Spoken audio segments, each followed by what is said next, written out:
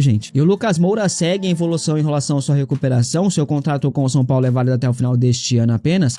E a diretoria já definiu que quer renovar o vínculo do jogador. Existe uma grande expectativa em relação ao acordo com o atleta. Aliás, nos bastidores dizem que a renovação será fechada sem grandes problemas, sem dificuldades. O craque Neto, no entanto, nos últimos dias vem fazendo duras críticas ao Lucas Moura, né? Em seu programa, ele puxou até os números do jogador desde sua volta em 2023 e, de acordo com o levantamento, o Lucas fez até aqui 109 jogos, 25 gols, 10 assistências, 504 dias fora por lesão, em 91 jogos perdidos. O Lucas perdeu quase o mesmo tanto de jogos que jogou, né? Os números são quase os mesmos.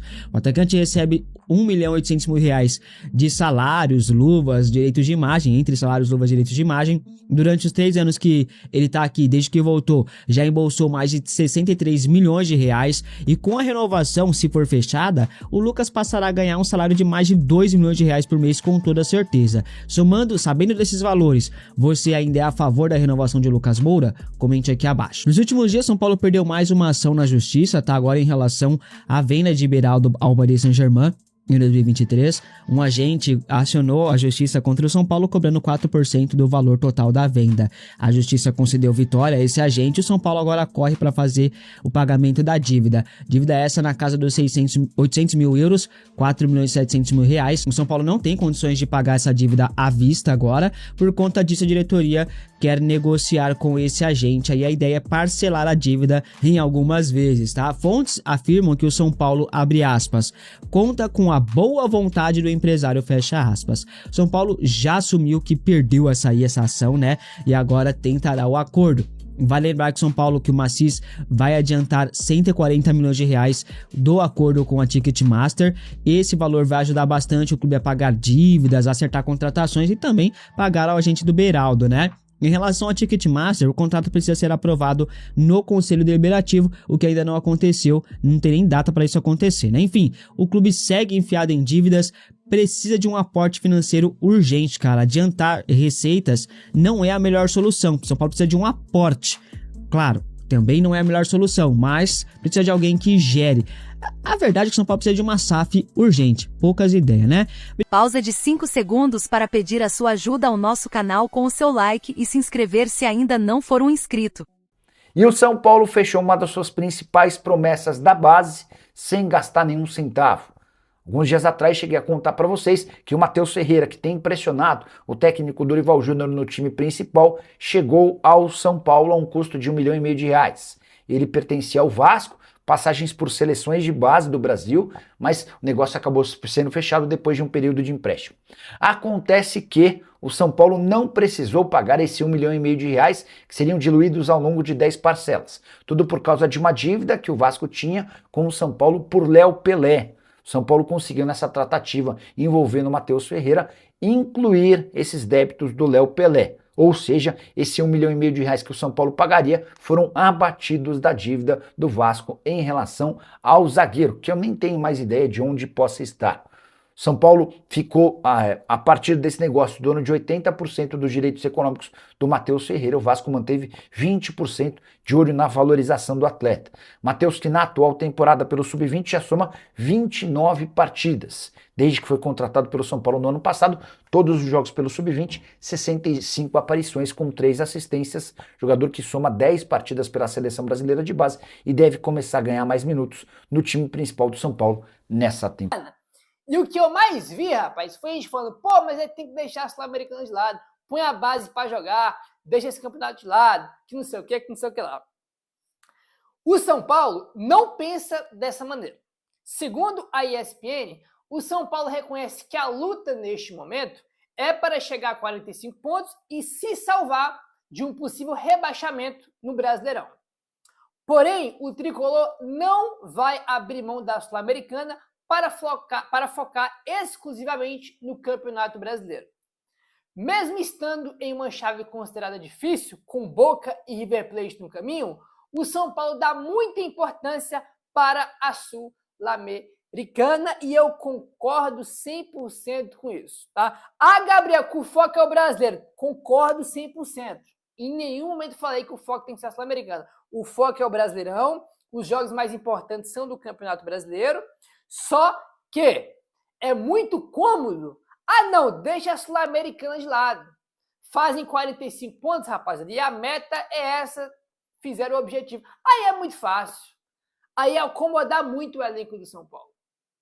Entendeu? Os caras ficaram 52 dias parados por conta da Copa do Mundo. Né? Durante 52 dias ficaram o tempo ali, né, de intertemporada e também um tempo ali de folga, uma mini férias que todo mundo, né, que não estava na Copa do Mundo recebeu. 52 dias sem entrar em campo. O time do São Paulo, do jogo contra o Flamengo até esse último jogo contra o Grêmio, teve 12 dias sem entrar em campo. 12 dias sem entrar em campo. Então, irmão, tão cansado de quê? Dá muito bem para administrar duas competições. O que não dá para administrar, e sempre é um problema para quase todos os times, é quando está ali em 3 competições simultâneas. Aí é muito difícil. Ainda mais para quem tem elenco curto. Aí fica muito improvável levar ali com a barriga 3 competições. Agora você pode estar em 2, cara. Então, estavam 12 dias sem entrar em campo. Antes estava 52 dias por conta da Copa do Mundo. Tão cansado de quê? É só 2 competições, não é 3, né? Porque conseguiram ser eliminados por Juventude na Copa do Brasil. Vai ter várias datas de Copa do Brasil que os caras não vão jogar porque foram eliminados. E 2 competições dá para administrar, cara. Entendeu? Eu concordo que o foco é o brasileiro, tá? Os jogos mais importantes são de brasileiro. O jogo mais importante dessa semana não é hoje contra o Bolívar, é no final de semana contra o Curitiba. Mas dá para levar as 2 aí. E o São Paulo, digo mais, São Paulo tem a obrigação de passar no Bolívar. Depois com Boca, com River Plate, é outra coisa, é outra história. Tem que passar primeiro do Bolívar. E pra mim é obrigação passar. Tá? A minha obrigação passar aí, o que não muda o fato, falando pela 10ª vez sendo repetitivo, que é claro que o foco é o Brasileirão. Tá? Mas tem que cobrar o time também na Copa Sul-Americana. Isso não é muito cômodo, né? É muito cômodo pro elenco aí. Bom, complicado. Gabriel Sara começa a temporada em alta pelo Galatasaray, recebe elogios do técnico e volta a despertar atenção no mercado europeu. Os times europeus estão em pré-temporada. O Galatasaray está aí se preparando, né, com amistosos de pré-temporada para começar a nova temporada europeia que está muito perto aí de ser iniciada. E o Gabriel Sara é um daqueles jogadores que São Paulo está de olho, porque tem mercado, já foi especulado várias vezes aí que pode sair do Galatasaray. Ele está muito em alta lá e é um jogador aí que pode, né, cara, molhar aí os cofres do São Paulo caso seja negociado. O início positivo de Gabriel Sara, especialmente, é importante especialmente por conta da sequência de boas atuações, que aumenta a sua valorização no mercado. O brasileiro que tem contrato com o Galatasaray é considerado uma peça importante no elenco. Porém, somando aí as suas boas apresentações na Champions da última temporada e até convocação para a seleção brasileira antes da Copa do Mundo, pode fazer com que clubes de outros grandes mercados europeus fiquem de olho na sua situação. Já estão de olho, né? Sim, se vai sair, se vai ser vendido não, já é outra coisa, mas já saiu várias informações de times da Premier League, né, de outros mercados também aí interessados no Gabriel Sara. Não sei se ele vai ser vendido, negociado agora, mas, né, se for, seria bom, porque ia pingar alguma coisinha nos cofres do São Paulo, e qualquer coisa que pingar nos cofres do São Paulo é bom, né, e faz diferença por conta aí da crise financeira que o São Paulo vive, né? Então vamos ver aí, Gabriel Sara em alta, valorizado no mercado, e assim, acho que daqui a pouco ele vai para um mercado maior. Pode até não ser nessa janela, mas acho que em outro momento ele pode ir aí, porque tá muito... Porém, a gente vai precisar trabalhar com 2 grupos políticos da oposição importantes. O primeiro é o Salve o Tricolor Paulista, o grupo da oposição raiz, com nomes, por exemplo, que vocês conhecem, como Marco Aurélio Cunha, como Alexandre Médicis, como Edson Lapola, como Caio Forjás, Flávio Marques e Marcelinho Portugal Gouveia. Este grupo político, que tem também tentado impor uma candidatura, eles não apoiam a candidatura de Rogério Caboclo. Não há, hoje, uma vontade zero do Salve o Tricolor Paulista apoiar a candidatura do Caboclo. Tá? E esse grupo político é o maior grupo político do São Paulo, com 41 conselheiros. Eles já decidiram de que o apoio deles será para um dos seus conselheiros, que é o Marcelinho Portugal Gouveia. Já está isso definido, isto posto. Importante também, como a gente vai trabalhar com esses dois grupos, Rogério Caboclo e Marcelinho Portugal Gouveia terão um encontro nesta semana para conversarem. A expectativa do Caboclo é de fazer uma aliança política, só que a expectativa do Marcelinho Portugal Gouveia e do grupo como um todo, seria convencer o Rogério Caboclo a desistir desta candidatura. É possível um acordo entre os dois, representando os seus grupos? Sim, mas não na configuração atual. Me cravaram, a chance é zero do Marcelinho desistir da candidatura para o Salve Tricolor Paulista apoiar uma candidatura do Caboclo. Pode acontecer algum conchave político. Por exemplo, o Caboclo desiste da situação, mas a gente coloca aqui tal fulano do nosso grupo como vice e aí a gente apoia a chapa do Marcelinho Portugal Gouveia. Pode acontecer. Mas na atual configuração, Rogério Caboclo não terá o apoio do Salve Tricolor Paulista. Beleza? Outro ponto importante. O Novo São Paulo, que é o grupo do Pinotti, do Dauri Speranzini, de algumas pessoas que vocês também já conhecem, também não apoiará uma candidatura de Rogério. Beleza?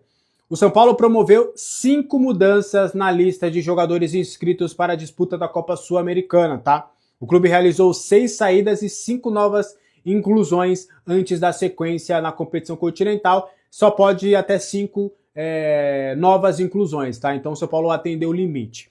Entre os jogadores retirados da relação foram Matheus Doria, Tapia, Moreira, Alan Franco, Negruti e Yong. E, por outro lado, o São Paulo iniciou uma lista de novos atletas na sequência da Sul-Americana. Entraram, então, na lista o lateral esquerdo Iago Borducci, que foi apresentado na última segunda-feira, o Aurélio Buta, lateral direito que já foi relacionado, mas ainda não fez a sua estreia, o Domingos Duarte, que fez a sua primeira aparição no banco de reservas no confronto contra o Grêmio, o Victor Sá, que tem jogado com uma certa frequência entrando no segundo tempo, e o Newton, os 5 reforços, né, que foram apresentados e anunciados pelo São Paulo nesta janela de transferências. Então esses 5 jogadores já estão disponíveis, já podem ser relacionados para os jogos da Copa Sul-Americana. Inclusive o São Paulo já viajou lá para Santa Cruz de la Sierra e depois, faltando 3 horas para o jogo, o São Paulo sai de Santa Cruz de la Sierra e partiu La Paz para tentar vencer ou não perder para o Bolívar, jogo que acontece hoje às 9h30, horário de Brasília, tá? Rian Francisco e Isaac são as novidades nos relacionados para esse confronto contra o Bolívar. Os jogadores viajaram com o elenco e podem ser opções para o técnico Dorival Júnior. O Rian Francisco aparece na relação muito por conta do Gustavo Santana estar fora. Quando o São Paulo entregou aquela relação de 50 nomes, inicialmente na fase de grupos, o Gustavo Santana não estava disponível. E agora ele poderia até ser incluído. Mas como o São Paulo só tinha 5 trocas disponíveis, não incluiu o Gustavo Santana. Então o Gustavo Santana está fora dessa relação, até do que a gente tem de apuração. Se puder, o São Paulo vai inscrevê-lo numa eventual quartas de final. Com o Gustavo Santana fora, o Dorival Júnior precisando de mais um centroavante para deixar no banco de reservas, acabou optando por levar o Rian Francisco. Inclusive lá no CT acabei trombando com ele ali, eu vi ele de mala e falei, opa, tá de mala? Vai viajar? Vou, vai viajar. Então, Rian Francisco, a gente já conseguiu ali na fonte essa informação, inclusive viu o Isaac lá também indo viajar. E aí eu já, só perguntei ali só para confirmar mesmo se eles seriam relacionados e serão relacionados e ficarão ao menos no banco de reservas para essa partida, tá? O Arthur não viaja para Bolívia. A gente conseguiu coletar essa informação lá na apresentação mesmo, eu e todo mundo foi ali perguntar para a comunicação do clube ali na hora, todo mundo teve a mesma ideia, o Arthur tá fora. Existia a expectativa, dele ter voltado, ele acabou ficando de fora do confronto contra o Grêmio, informação que a gente trouxe com exclusividade por conta de dores no adutor da coxa. No domingo, na reapresentação do time, ele fez apenas uma corrida do gramado e na segunda-feira ele também não conseguiu treinar normalmente com o grupo. Com isso, fica fora. Agora, a expectativa do São Paulo é dele fazer o treinamento normalmente na terça e na quarta-feira no Refis, fazer a sua recuperação para estar disponível contra o Curitiba. Dá para cravar? Não, mas existe uma possibilidade real disso acontecer. Lembrando que o Cauli acabou ficando 2 a 3 semanas fora por conta do mesmo problema. A ver se o Arthur também ficará de fora durante todo esse período. O Arthur, que é um jogador importantíssimo para o esquema tático do técnico Dorival Júnior, a gente espera que ele retorne o quanto antes. Provável escalação do São Paulo para esse confronto contra o Bolívar, muitas dúvidas. Por quê? Como eu tenho dito, o São Paulo vai com força máxima possível. E eu sempre reiterei que essa força máxima possível dependeria muito de horas antes do confronto. Por conta da sequência de jogos, né, de sábado para terça-feira, mesmo com o time folgando aí um bom tempo, pode ter um jogador que não tenha se recuperado tão bem, possa eventualmente sentir os efeitos da altitude. Então, todo o time principal viajou. Ninguém que tinha a condição ficou de fora para ser poupado. Muito pelo contrário. Então, será feita essa avaliação durante toda a terça-feira para entender, opa, esse jogador aqui acabou tá com um alto índice de desgaste. Esse jogador aqui sentiu os efeitos da altitude. Então, eles vão ficar de fora. Então, dito isso, é bem possível, factível, provável que tenhamos o mesmo time contra o Grêmio com este asterisco. Então, devemos ter um time com o Rafael no gol, Lucas Amon na lateral direita, Arboleda, Osório e Wendel. Na dupla de volantes, Pablo Maia e Danielzinho. Marcos Antônio, Luciano, Ferreirinha e Caleri. Com essa ressalva, repito, antes que depois me cobre e fale que eu errei a escalação, repito. Essa é a provável escalação com força máxima possível. Então os jogadores serão reavaliados para entender as suas reais condições para esse confronto. Você acha que o São Paulo tem que ir com força máxima mesmo ou você pouparia alguns atletas? Eu quero saber a sua opinião aqui nos comentários, tá? São Paulo procurou oficialmente o Santos e deve mandar o clássico contra o Corinthians na Vila Belmiro. O estádio do Morumbi vai receber os shows da banda BTS nos dias 28, 29 e 31 de outubro.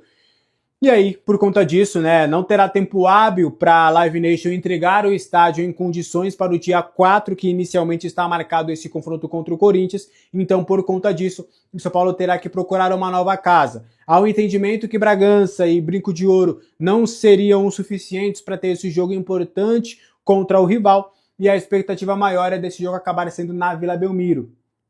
O São Paulo deve propor uma troca com o Santos. O São Paulo vai para a Vila Belmiro e deixa ele de crédito um jogo no estádio do Morumbi, mas como o estádio do Morumbi mal o São Paulo está utilizando, então essa linha de crédito pode acabar ficando por fora. Ainda não há um jogo claro para o Santos que ele poderia levar na capital, mas o São Paulo já fez essa solicitação. A priori, há uma boa possibilidade disso acontecer. O Santos não se opõe a essa situação, até por ter essa linha de crédito para mandar um jogo na capital. O Santos gostaria muito, e o Santos também tem ajudado bastante o São Paulo nessa questão do Pacaembu voltar a ter grama natural, para que o Santos também possa ter o Pacaembu para chamar de seu a casa na capital. O Santos quer revezar bastante. Olha só, dia 4 de novembro, São Paulo e Corinthians. Esse jogo era para ser onde? No Morumbi. É isso mesmo, era para ser no Morumbi, mas a diretoria do São Paulo vendeu esse jogo aí. Não vai ser no Morumbi por conta de show. Adivinha onde vai ser? Na Vila Belmiro. Sim, galera, o São Paulo poderia jogar um clássico contra o Corinthians, que a gente sempre ganha no Morumbi,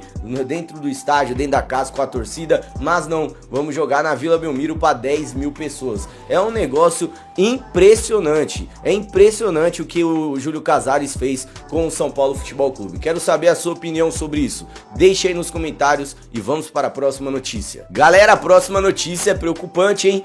Preocupante porque, pode acontecer a saída do Dorival logo, hein? Falei aí pra vocês na semana passada que tinha um jornalista que cobriu o Flamengo e falou que o Dorival seria o novo treinador do Flamengo, que o Leonardo Jardim não permaneceria lá e o Dorival já estaria conversando com o Flamengo.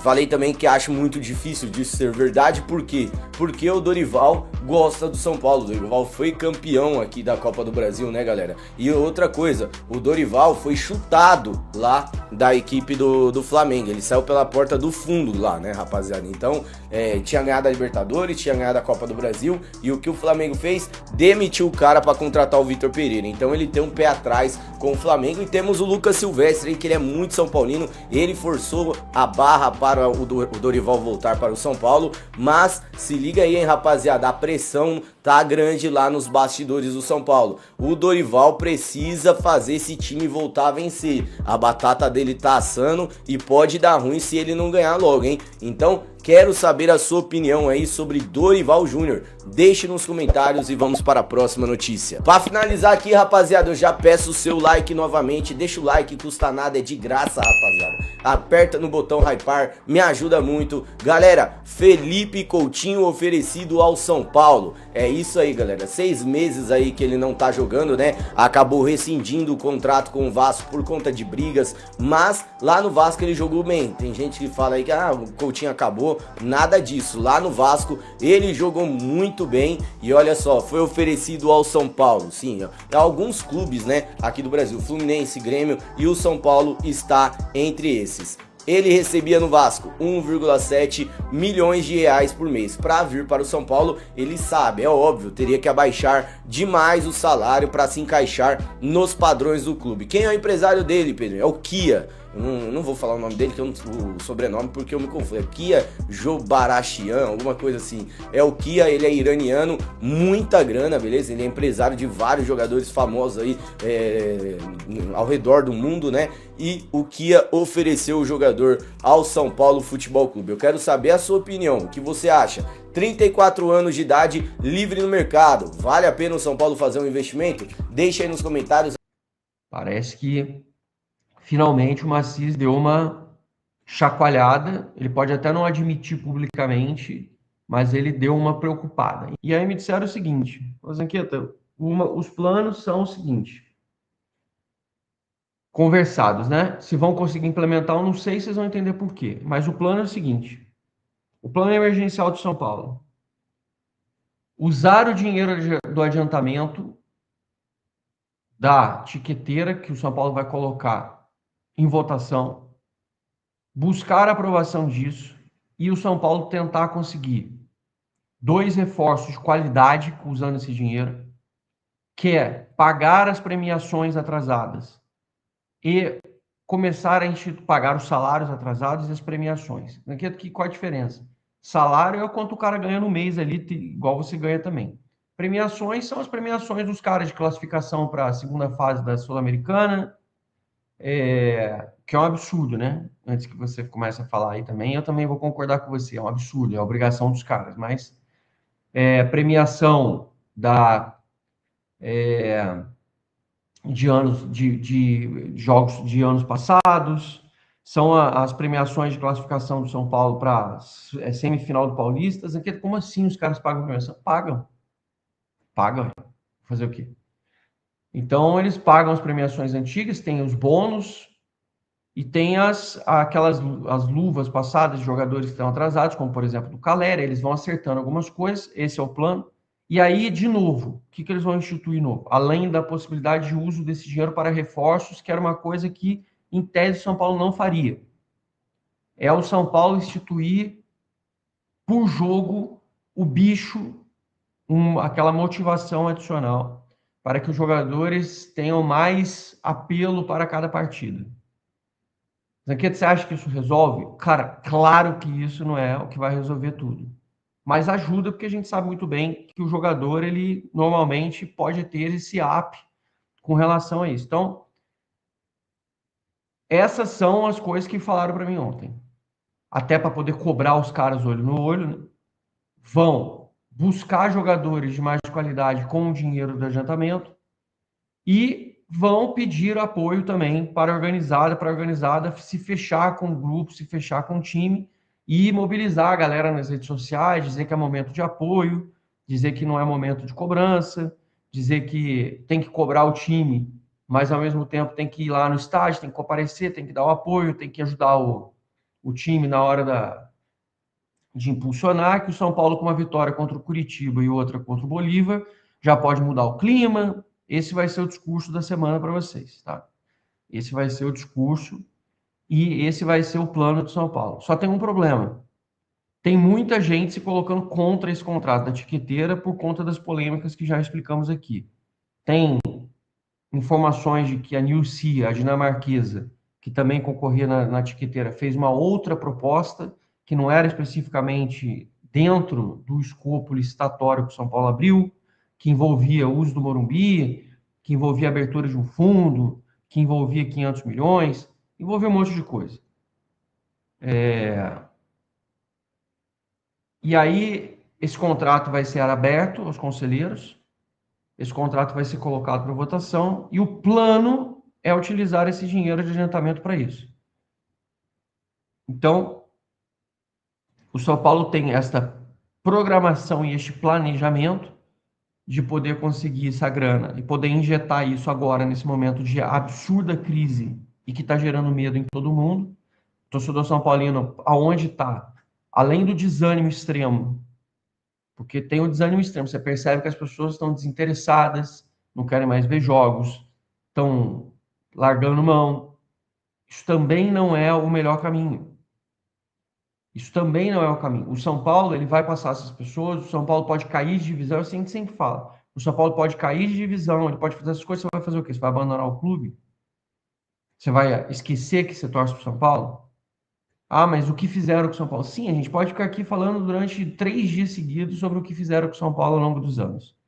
Mas a gente não deixa de torcer para o São Paulo e não deixa de ser São Paulino. E a gente ainda não caiu. É o que a gente vem falando. Se tem que ser feito, tem que ser feito algo agora. Se tem que ocorrer alguma mudança, tem que ocorrer alguma mudança agora. O Caleri ontem nas declarações dele, está falando algo tem que mudar. Isso também está permeando ali a mente dos jogadores. Eles sabem que alguma coisa tem que acontecer. Alguma coisa tem que mudar. E time de futebol, jogador de futebol, ele vai funcionar de 2 formas. Vai trabalhar no incentivo e vai trabalhar na cobrança e na pressão com relação a você ter os estádios cheios do torcedor. Sem isso, realmente, cara, a gente tende a afundar cada vez mais. Em 2017, nós tivemos maciço apoio do torcedor de São Paulo, tinha o Hernanes ali, essa é a fórmula, conseguir trazer jogador de qualidade, conseguir aumentar o nível de diferencial, principalmente no setor de ataque e meio de campo, onde o São Paulo precisa ter jogadores que criem alguma diferença. E aí o São Paulo começar a fazer o seu feijão com arroz embalado pelo seu torcedor. Lembrando, o São Paulo tem 17 jogos até o final. São 10 partidas dentro de casa. Essas 10 partidas são absolutamente fundamentais para que o São Paulo possa conseguir pontuar e conseguir fazer a diferença.